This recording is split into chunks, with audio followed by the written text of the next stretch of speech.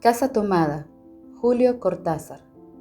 Nos gustaba la casa porque aparte de espaciosa y antigua, hoy que las casas antiguas sucumben a la más ventajosa liquidación de sus materiales, guardaba los recuerdos de nuestros bisabuelos, el abuelo paterno, nuestros padres y toda la infancia.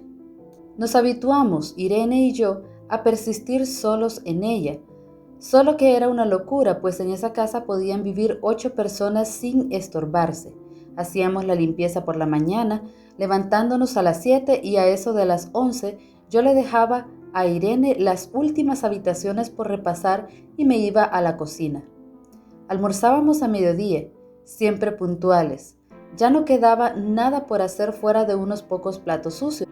Nos resultaba grato almorzar pensando en la casa profunda y silenciosa, y cómo nos bastábamos para mantenerla limpia. A veces llegamos a creer que era ella la que no nos dejó casarnos. Irene rechazó 2 pretendientes sin mayor motivo. A mí se me murió María Esther antes de que llegáramos a comprometernos. Entramos en los 40 años con la inexpresada idea de que el nuestro, simple y silencioso matrimonio de hermanos, era necesaria clausura de la genealogía asentada por los bisabuelos en nuestra casa. Nos moriríamos allí algún día. Vagos y esquivos primos se quedarían con la casa y la echarían al suelo para enriquecerse con el terreno y los ladrillos. O mejor, nosotros mismos la voltearíamos justicieramente antes de que fuese demasiado tarde. Irene era una chica nacida para no molestar a nadie. Aparte de su actividad matinal, se pasaba el resto del día tejiendo en el sofá de su dormitorio. No sé por qué tejía tanto. Yo creo que las mujeres tejen cuando han encontrado en esa labor el gran pretexto para no hacer nada. Irene no era así.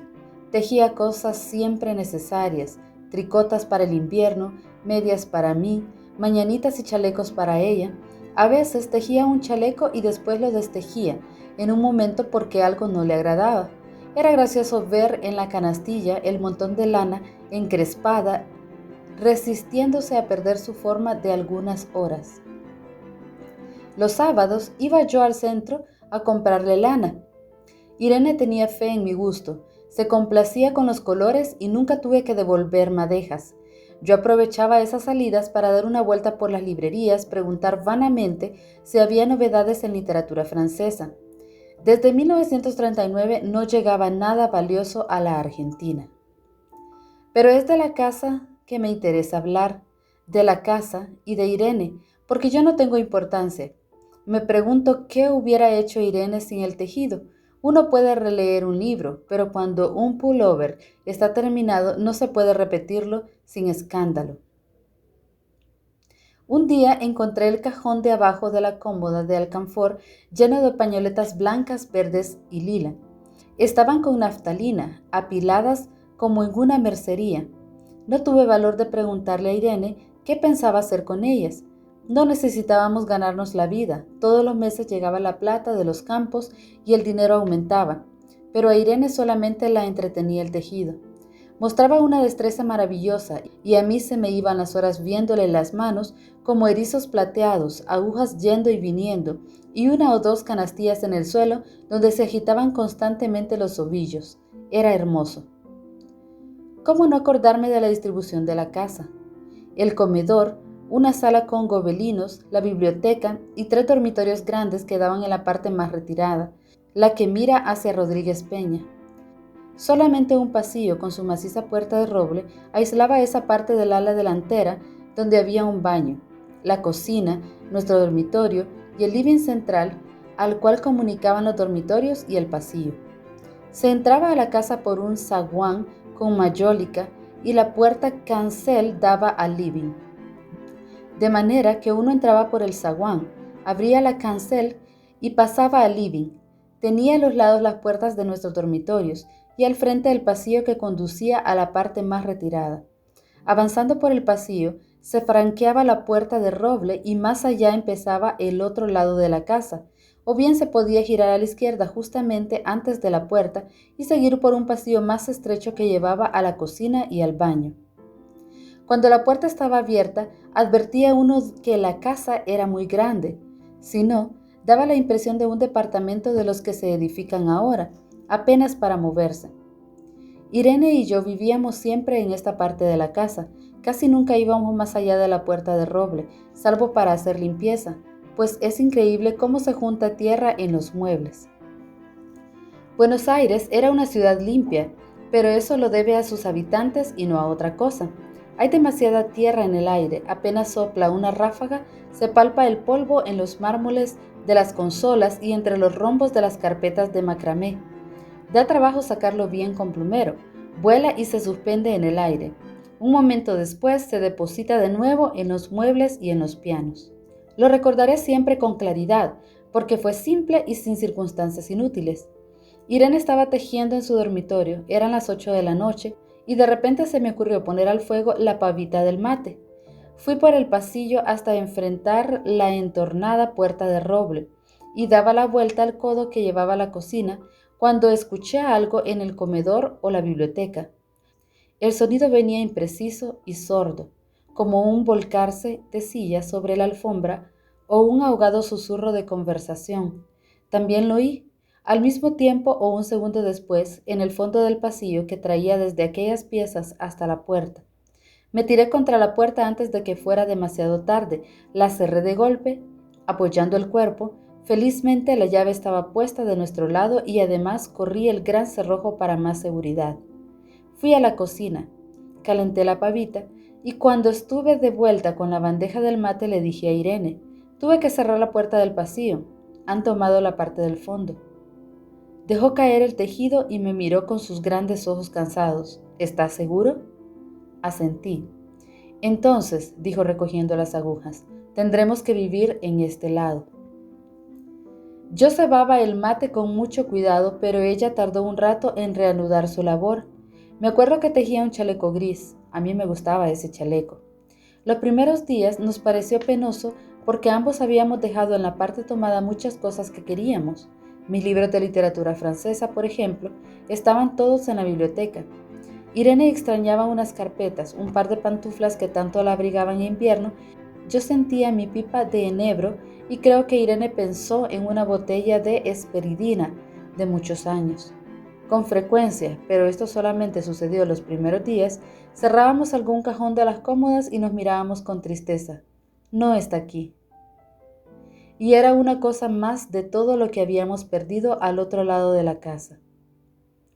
Pero también tuvimos ventajas. La limpieza se simplificó tanto que aún levantándose tardísimo, a las 9:30 por ejemplo, no daban las 11 y ya estábamos de brazos cruzados. Irene se acostumbró a ir conmigo a la cocina y ayudarme a preparar el almuerzo.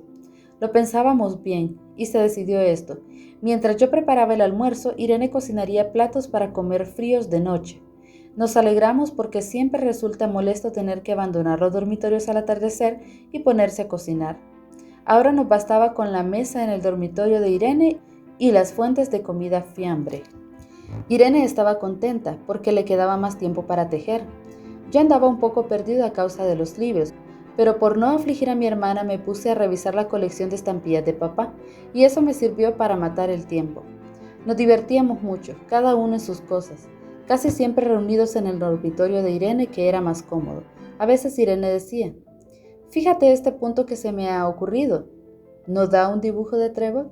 Un rato después era yo el que le ponía ante los ojos un cuadrito de papel para que viese el mérito de algún sello de Eupen y Malmedy. Estábamos bien y poco a poco empezábamos a no pensar. Se puede vivir sin pensar. Cuando Irene soñaba en alta voz yo me desvelaba enseguida. Nunca pude habituarme a esa voz de estatua o papagayo, voz que viene de los sueños y no de la garganta. Irene decía que mis sueños consistían en grandes sacudones que a veces hacían caer el cobertor. Nuestros dormitorios tenían el living de por medio, pero de noche se escuchaba cualquier cosa en la casa. Nos oíamos respirar, toser, presentíamos el ademán que conduce a la llave del velador, los mutuos y frecuentes insomnios. Aparte de eso, todo estaba callado en la casa. De día eran los rumores domésticos, el roce metálico de las agujas de tejer, el crujido al pasar de las hojas del álbum filatélico, la puerta de roble, creo haberlo dicho, era maciza. En la cocina y el baño, que quedaban tocando la parte tomada, nos poníamos a hablar en voz más alta o Irene cantaba canciones de cuna. En una cocina hay demasiado ruido de loza y vidrios para que otros sonidos irrumpan en ella. Muy pocas veces permitíamos allí el silencio, pero cuando tornábamos a los dormitorios y al living, entonces la casa se ponía callada y a media luz. Hasta pisábamos más despacio para no molestarnos.